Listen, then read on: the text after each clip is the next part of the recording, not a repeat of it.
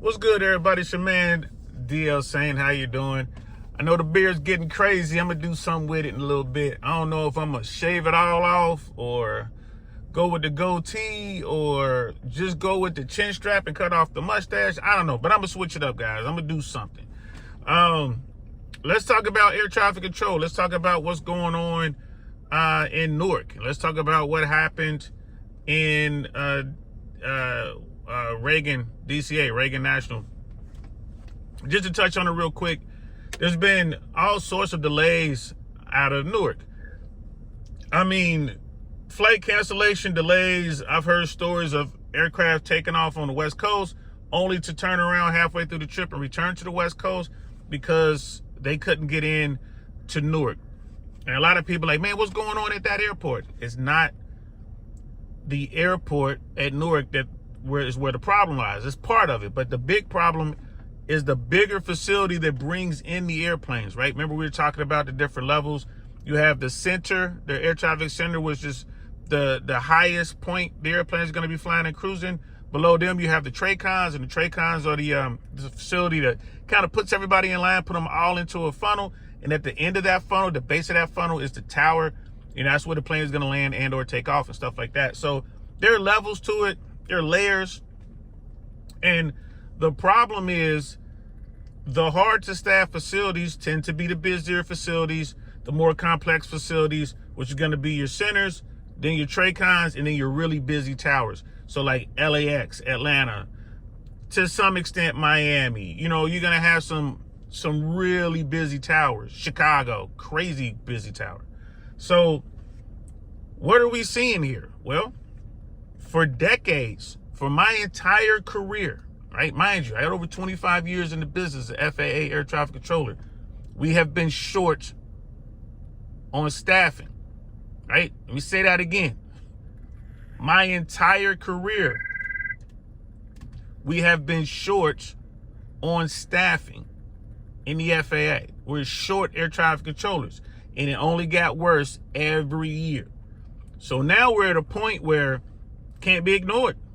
Now we're at a point where all those controllers that were working since the strike, right, going all the way back to Ronald Reagan when he fired air traffic controllers, the controllers that came in after the strike, they're retiring. And right now, ATC is so short, especially at the busy facilities, that all the controllers are working max shift, max hours. They're only getting 1 day off a week, and they're working 10-hour workdays. 6 days a week. They're burnt out. They're burnt out. ATC is tough. It's not tough every single minute of every single day, but every week there are going to be 2-3 days where you're like, whoa, I need some time off, and you can't get it. You're maxed out. You're there 10 hours, you go home, and then you come right back. You work another 10-hour shift, you go home, and you come right back. So the controllers are pulling the plug as soon as they can. And in the FAA, generally speaking, you're eligible to retire at age 50. It's mandatory retirement at age 56. If you have 25 years of service, you can retire at any age. So, and we can talk about how we got here and what's wrong. Like my take on it is, you know, FAA management was just really bad at their job. And then the union took advantage of these not so smart people in FAA management. So now we got this problem. We got this situation. Now the politicians want to get involved, and what are we going to do? How are we going to fix it? So, and you're hearing all these stories about bringing people back. But before I get to bringing people back, I want to talk about what happened at DCA. Over the past few days, I think it was like Thursday, Friday, there were some incidents where the news is reporting some air carriers got really close to some military helicopters. And remember, DCA is where we had that horrific accident where a military helicopter flew into a commercial airliner and it ended in a tremendous loss of life. So what's going on there? Well, the FAA came in after that event, and they probably, all the controllers who were remaining at DCA were probably hit with the mother of all knee-jerk reactions. And in that case at DCA, hey man, it was warranted. Because what they were doing, the procedures that they were running even for an old school controller like myself, way too tight. There was just no margin for error. The fact that it went this long without something like this happening speaks volumes, right? Speaks volumes of the training that they had before, speaks volumes of the controllers that came before. And now you got a group of controllers who simply can't handle it for various reasons. The number one being they just don't have the experience yet. It takes a long time to make an air traffic controller, and it takes even longer for that air traffic controller to become experienced. And there's no substitute for that, guys. You can't just run simulations all day long and think that's going to help that controller out. It might help a little bit. It might increase their skill set by maybe 1%, right?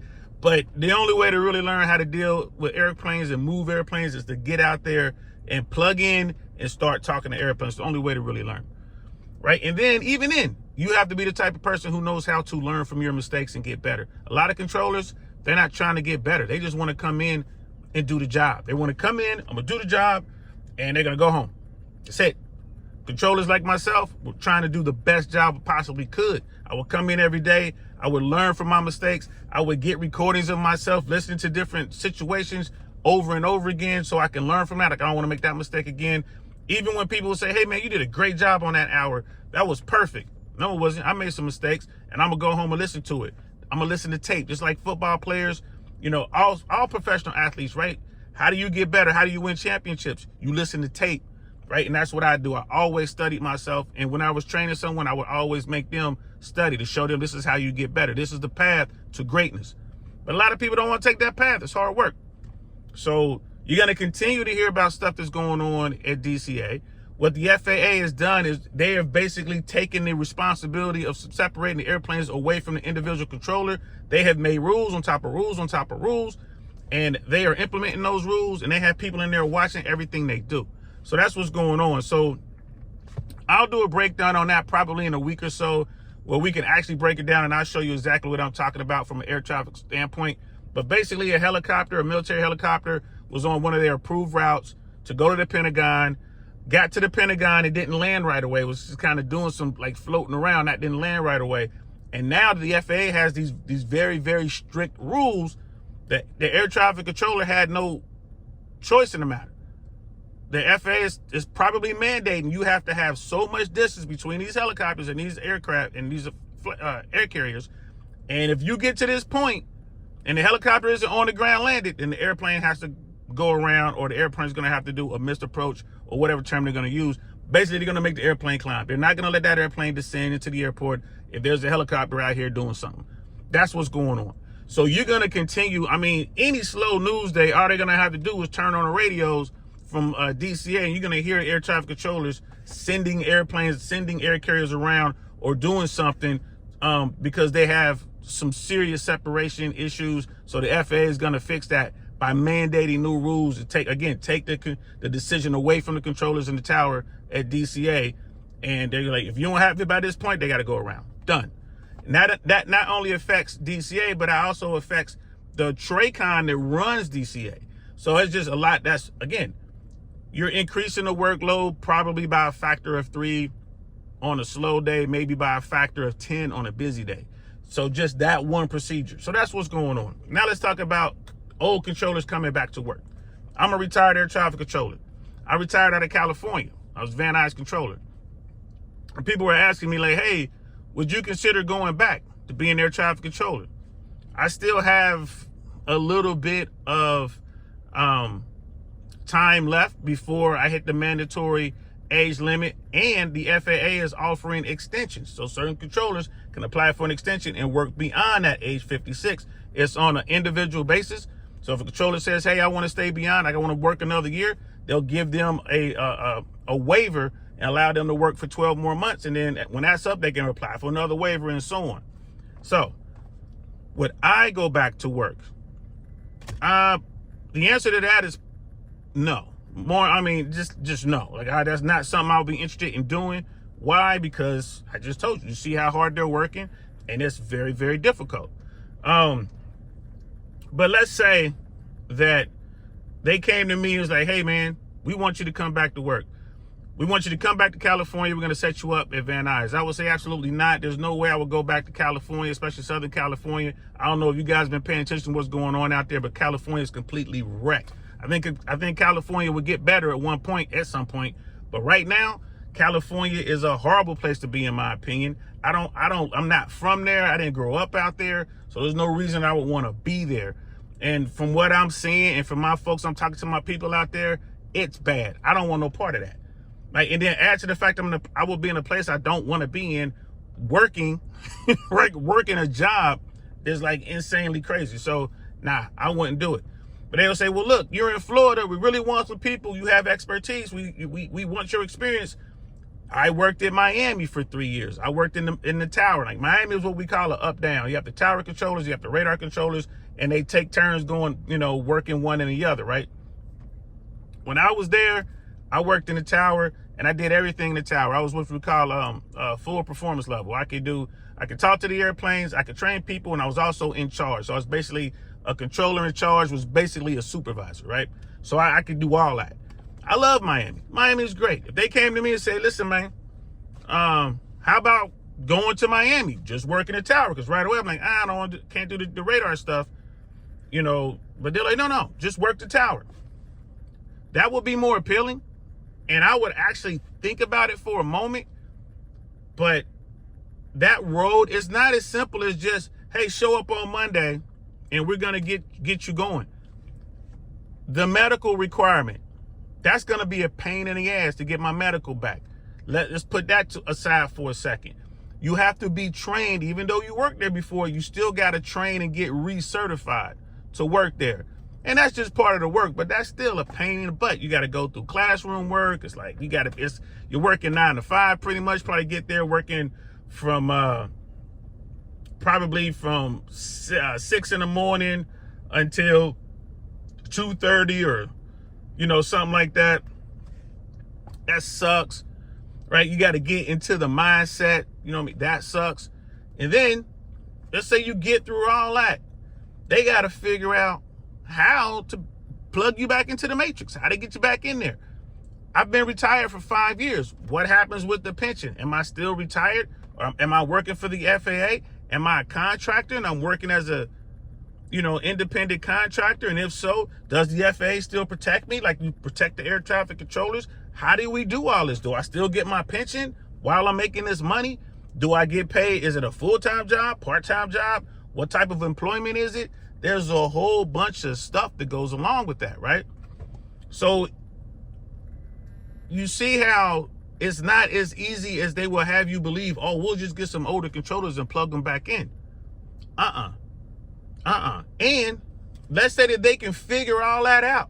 Like, this is not going to affect your retirement. The FAA is going to legally protect you the same as these controllers. You're going to be a contractor, so you're an independent contractor.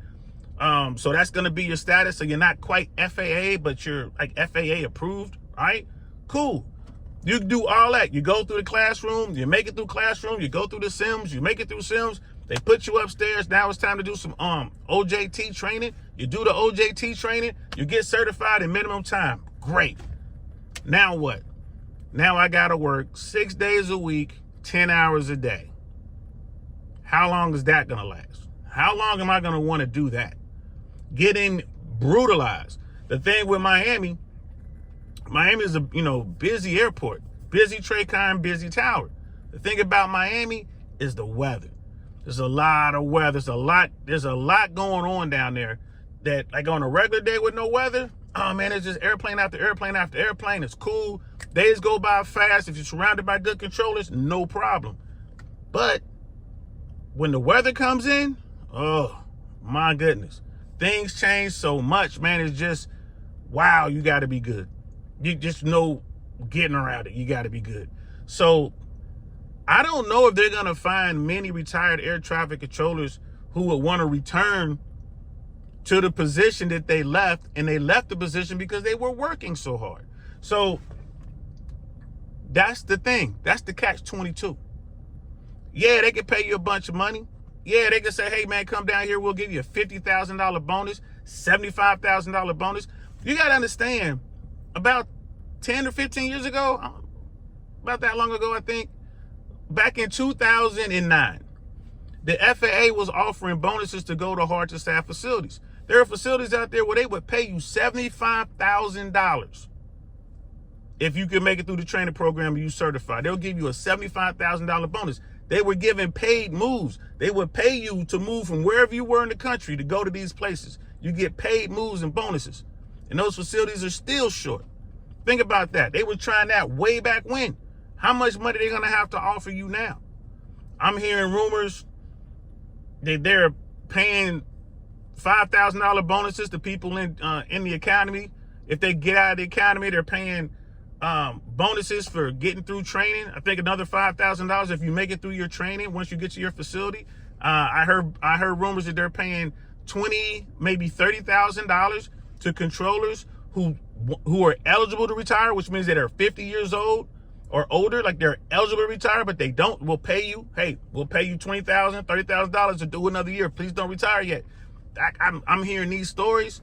It's not going to be enough money. So what's going on in Newark with the delays and the cancellations and everything, with the controllers being frustrated with the equipment, with coming to work and working 6 days a week, 10 hours a day, doing the overtime, bro, that is just a preview of what's going to happen across the country. It's happened at Newark first, right? It's a matter of time before it happens in Chicago. And then it's going to happen in Miami. It can happen in Central Florida. Remember, it's not the airport. It's the controllers that work the airspace above the airport. So it could happen here in Orlando, Tampa. The center controllers might, hey man, I'm spent. Can't do anymore. Not coming to work. Gotta force the FAA to slow everything down. It can happen in LA. Southern California TRACON. They're losing controllers every day to retirement. And they're also losing young controllers. Yeah, young controllers have been in there for 8 to 12 years, living with mom and dad, be getting all those bonuses and stacking up their money, probably stacked up $300,000, $400,000, $500,000, and then they resign. That's going on. You guys will start hearing about that in the news pretty soon too. The problem is mismanagement, which started decades ago, has finally come to a head. So there you go. Just prepare to see it. The government will keep the national airspace system safe. If it means slowing it down to a crawl, that's what they'll do. And the air carriers, you know, like Delta, American, United, all them, they're going to have to do their best to adjust. Which, what can they do? Instead of flying smaller airplanes like regional jets and 737s and small Airbuses, they'll probably just go with bigger airplanes. Like, all right, let's go ahead. We know it's a problem in Newark, so let's fill up all these, let's send in the 767s and the 777s, and let's the big Airbuses, and let's send them in there, get as many people as you can on the plane, and then fly them somewhere like Atlanta, or fly them to another airport like Miami or Charlotte, another hub somewhere, and then so they can keep going. Like, we're not gonna even offer direct flights anymore because they, you know, it's like, hey man, we got this problem. What are we gonna do? That's all they can do is use bigger airplanes to get more people on each plane to get them out. But you know, you got more people on these airplanes. That means you can go to less direct places. So, hey, we're gonna load them up, fly them to a hub somewhere. We're gonna fly them to Philly, fly them to Atlanta. We're gonna fly them to Texas or wherever. You know what I mean, like Dallas or something, to another hub, so they can get on other planes and then go to wherever they want to go. And that's bad business for them because no one wants to connect. Everyone wants to fly direct. So, right, they're gonna have to do what they got to do. And the whole time they're telling their customers, it's not us, it's the FAA. And this time it's true. There was some times when we were working 15, 20 years ago, they would blame the FAA for stuff like, nah, that's not the FAA, that's y'all. But this time it's true. So that's it. That's all I got to say, guys. I'm gonna keep covering this as best I can. We're gonna get back to doing lives here pretty quick. And once one of the first lives I'm gonna do is gonna be about air traffic control and what's going on with it. And I'm here to tell y'all guys, bottom line here. This is just the beginning. What's going on in Newark, you're gonna see going on at other airports across the country, right? It's a matter of time before it happens in Charlotte, in Tampa, Orlando, in Miami, in Dallas, Houston, right? In LA, San Diego, San Francisco. It's just a matter of time.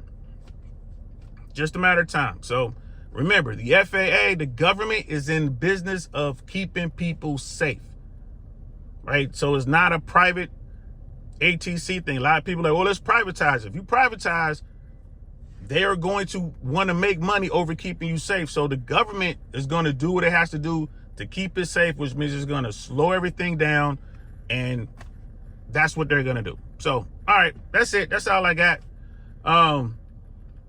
Let me know in the comments below what you think. Any thoughts, concerns, comments, whatever. Put them down below. I will link a couple news videos that I saw out there about what's going on in New York. So if you guys don't know what I'm talking about, you can just watch those clips. They'll be below.